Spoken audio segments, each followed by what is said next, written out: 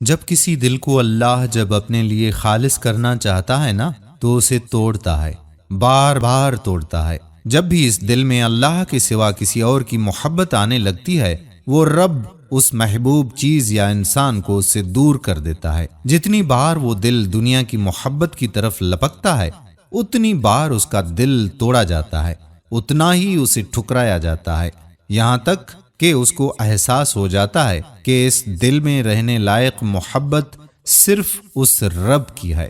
اور پھر جب انسان ٹوٹ کر بکھر کر رب کے آگے گرتا ہے نا تو وہ رب اسے تھام کر اسے اپنی رحمت کی آغوش میں لے لیتا ہے، اسے اپنے راستے پر چلاتا ہے، اس کے دل کو اپنی محبت کے گھیرے میں لے آتا ہے۔ اور پھر ایک وقت آتا ہے جب اس دل میں رب کے سوا کوئی خواہش نہیں رہتی۔ یہ ٹوٹے ہوئے ٹھکرائے ہوئے دل بڑے نایاب ہوتے ہیں، جن میں رب کی محبت بڑی تیزی سے سما جاتی ہے۔ بے شک بہت خاص ہوتے ہیں وہ دل جنہیں وہ اپنی محبت کے لیے چنتا ہے۔